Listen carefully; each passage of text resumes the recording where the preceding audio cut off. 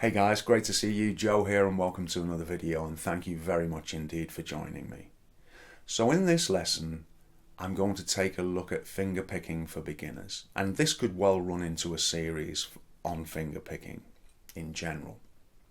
And it's one of those things that will really take your playing on to the next level. If all you've ever done is use a plectrum, then this is something that you can incorporate into your daily practice, which will really take your playing to a different level. It's a skill that is well worth working at because the end results are really, really rewarding.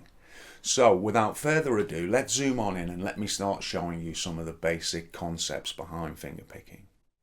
So what we need to do first of all is we need to start getting our fingers to move independently of one another. It's a little bit like a drummer trying to play the hi-hat, the bass drum and the snare. It's all a little bit counterintuitive. So initially the fingers and the thumb don't exactly want to do what we tell them to do. So that's what we've got to try and overcome, okay? Now we are going to be talking about the index finger, the middle finger, the ring finger and the thumb. Now we rest these three fingers on the bottom three strings, yeah? So the ring finger is on the E, the middle finger is on the B, and the index finger is on the G, like so. Now we need to get our hand as comfortable as we can, and we rest our thumb, and we can rest the thumb on the E string, usually the top string. So now we have our finger placement. We want to play the strings nice and evenly, okay? Because there's a tendency when we start to kind of play.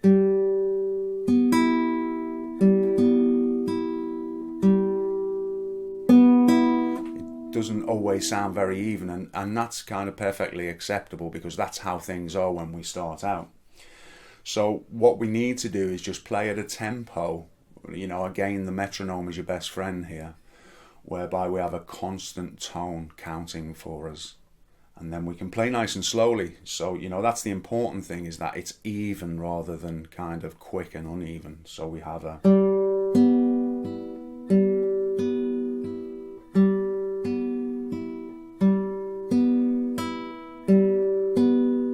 now you'll also notice that when I play these strings there's not a lot of movement in my hand.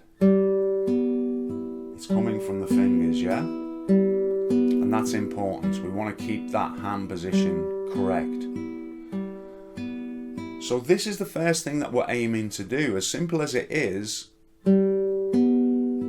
G, B, E, G, B, E. Okay? And try and get that even and just play it for a few minutes.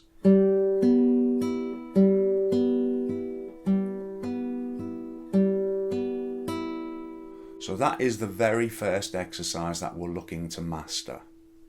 Now once we can do that, we can add a bass note, and we'll just add the E note for now, this top one. So we have, and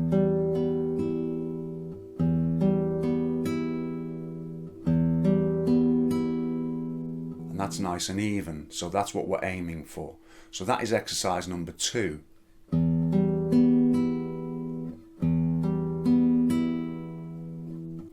Now exercise number 3, we're going to try and play 3 bass notes. We're going to play the E, the A, and the D. Okay, so it sounds like this.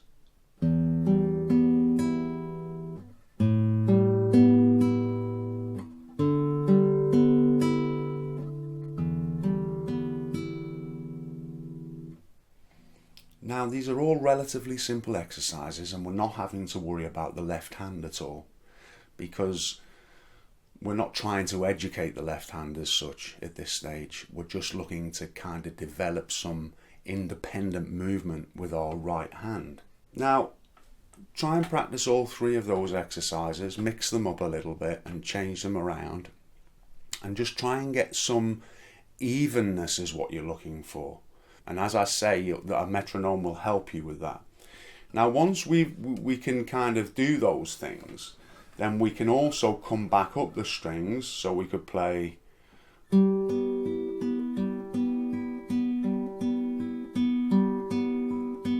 okay, so that's exercise number 4. and keep those fingers on the right hand relaxed as well. We don't want jerky, tense movements. Okay? Now 5 is the same as 2, except we're going up and down, okay? So we're going to play a bass note with it this time.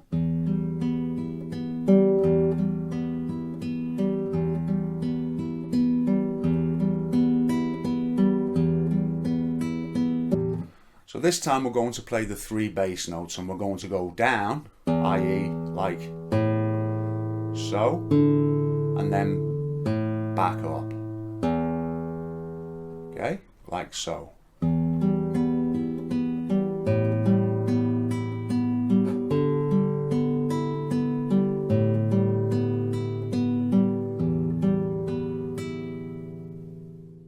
So there are a few basic exercises.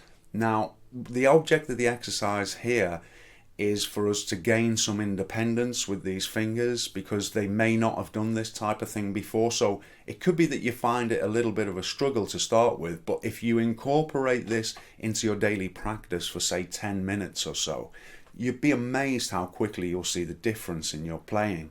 And this is really time well spent, because at some stage, you know, it's worth taking the plunge and trying to break into this field. As I've pointed out already, it really opens up so much to you. So it's in our interest really to start trying to gain some dexterity, if you like, with our right hand and get these fingers moving independently and comfortably and in time and all that type of thing. Now, admittedly, they're not the most musical exercises, but I've done them for a reason, because I don't want you to have to focus on your left hand, because then everything can start going a little bit awry. So that's the reason that I've looked at exclusively the right hand.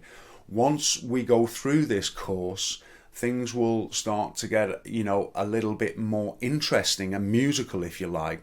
But before we can do that, we need to be comfortable with these basic exercises. So I do hope that you'll invest the little bit of time necessary with these exercises. And I look forward to seeing you all again for part 2. It's going to get a whole lot more interesting as the course goes along. So do stick with me. You will not be disappointed. So thanks for watching, guys, and I look forward to seeing you soon.